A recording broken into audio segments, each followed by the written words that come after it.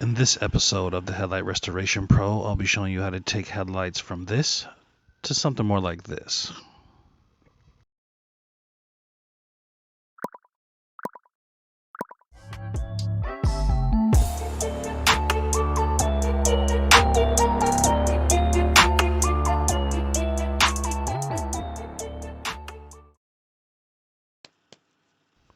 Let's get down to business. Notice how I work a small section first. That is to take it down to bare as much as possible and kind of flare outwards from there. That way it comes off easier and you know what depth you will need to penetrate to. Always hold the tool with two hands, applying moderate pressure about the weight of the tool itself. That helps to produce smooth, even pressure across the surface of the headlight. As you see those ripples, once again, you want those ripples that trail behind the drill and the motion. Always overlapping. Generally, you want to touch each part of this light about 3 or 4 times. You don't want to take one area all at once, meaning holding the drill too still for too long.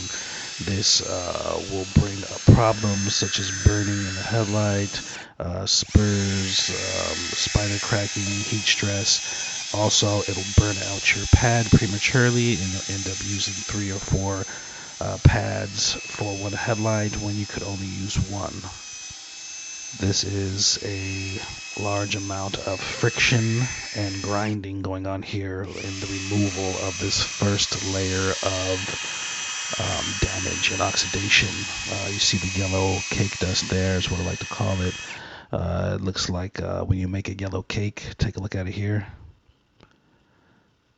That's all the stuff you have to remove, people. And that's one of the key reasons why some of these things where they're like, you can just polish it on and it'll look better. Or you can wipe it on, wipe it clear, and it'll work. Your headlights will be fine. Yeah, for a couple of days. If you want to go out there and do that every other day, and it really won't look as good, nowhere near as good. It'll just be, like I always say, a polished turd.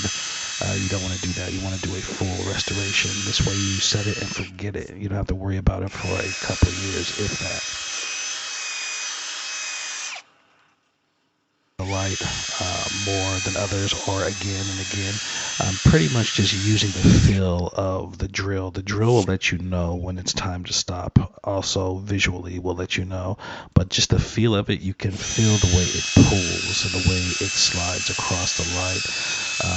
When the damage and oxidation is removed, you have a smooth flowing type feel to the edge of the drill where the pad meets the surface. It's not pulling, it's not resisting as much, it's really smooth. Believe it or not, you can feel it. I could probably actually do this step with my eyes closed because I'm using about 80% feel and 20% visual. Any light with a surface area that is facing upwards or vertical, you always want to pay special attention to when you're coating or when you are polishing or grinding or anything. This top part here is such a part. Being said, that is because the sunlight is always hitting it no matter where it is or what time of day it is. It's the spot that's going to go bad before any other spot on the headlight. Another good measure of how you know you have gone deep enough on a heavily oxidized light is to check the color of the powder. You see that? How it's white? It's not yellow anymore.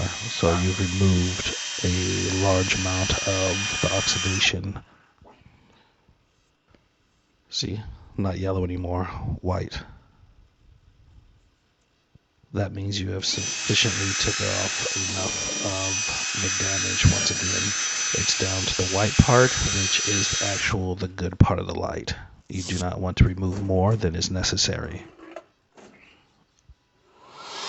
A little blower action then. Good to keep the workplace clean and tidy. Not a necessity, but more of a luxury.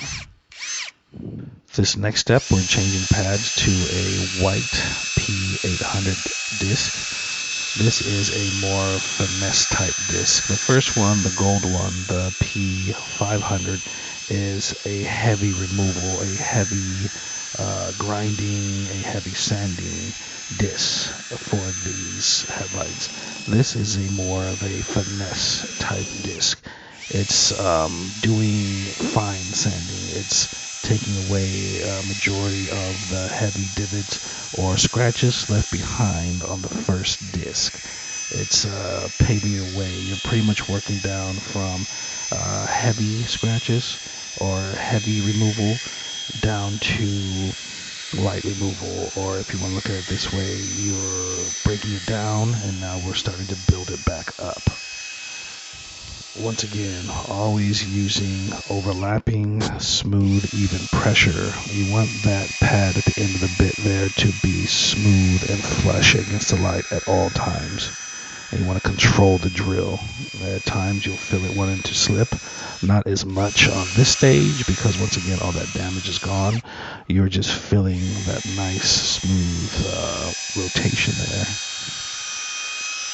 Leveling and smoothing out everything from the previous step.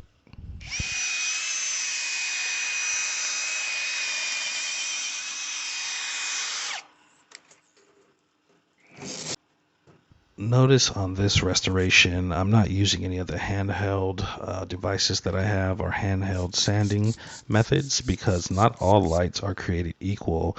With this being said, that is meaning that the shape of the light doesn't call for it. It's very flat, very easy and workable.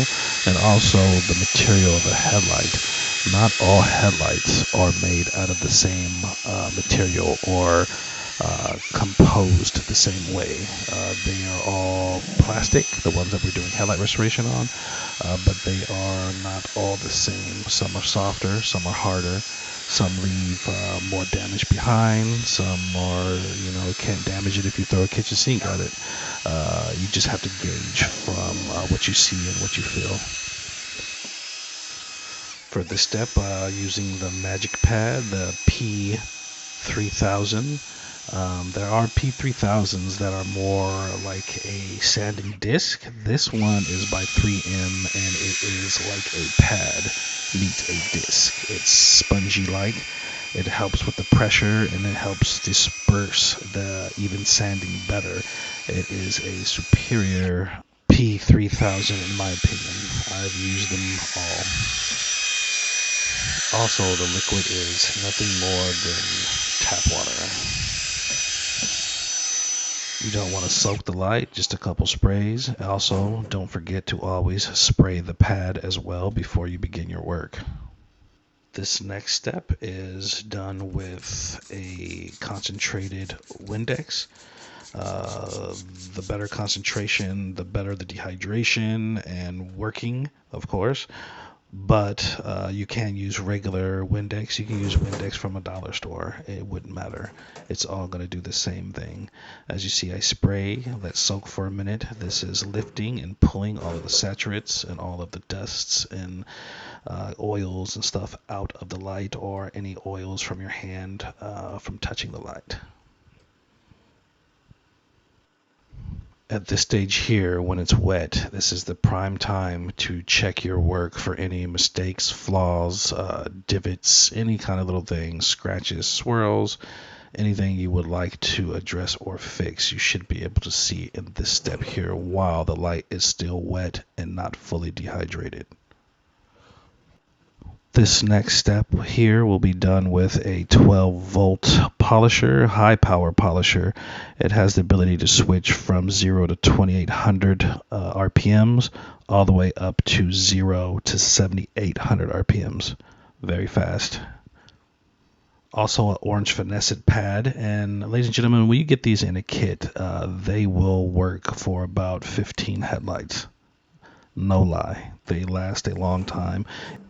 And the more you use them, the better they become at doing their job. They become saturated with the polish and whatnot. You never really want to clean them ever.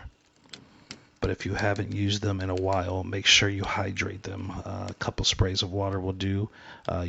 This will help in lubricating the headlight in this step, which is high friction, high power, and you do not want to burn through any kind of spot in the headlight. This is not ideal for headlight restoration. You want the clarity, and you do not want spots, and you want it to be beautiful, and you want it to look good for yourself, for your customer, for your friend, whoever you're doing it for.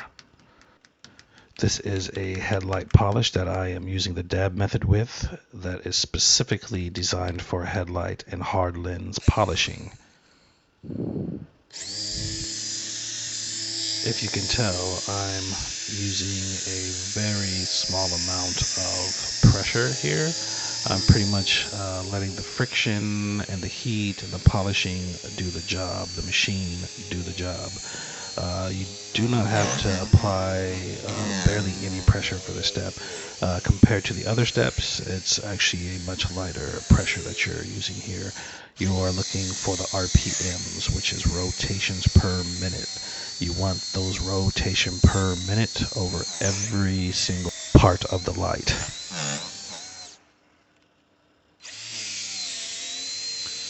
If you notice on this headlight restoration, I'm using much higher RPMs for this stage. Why? Because I can. It is a larger, bigger, flat surface. All surfaces and angles are very slight and flat. You don't want to use that kind of RPM on a light that has a lot of angles. Now we just wipe clean with a microfiber towel. Make sure there's no dust on there or any smudges or oils. Make sure that's a clean towel. If any other step you need a clean towel, it's this one, because we're going to be putting a finish coat on here. Little air, always to blow away the dust. This ensures that all dust is blown away from the surface. There's nothing like completing a final stage, knowing that there's a bunch of dust in your clear coat, and you have to take it off and start again, especially if you're doing this as a business or if you're a perfectionist. All true headlight restorations, no matter how good they look at this step, need to be coated.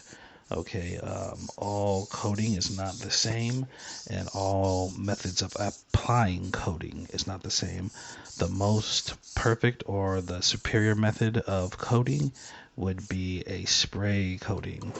It's easier to use, it's easier to get above. It seals and hardens and turns into a shell and sealant around the light. It clarifies. There's no room for streaking.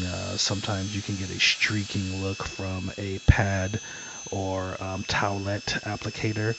Those are inferior to most spray applications, but you always need to make sure that it says on the bottle or on the can or on whatever you use for the step that it says for headlight restoration. Flawless victory. Voila. Beautiful. Crystal clear. Perfection. Now ask yourself, can it get any better than this? Functioning, appearance, look. Nah, it can't. This is sexy. 9 times out of 10 when I perform this service for somebody, they say, I've had this vehicle my whole life, just like this gentleman told me, and said the headlights have never looked this good before. And I say, it's just because I've never done your headlights before. That wraps this up. Please like and share and stay tuned.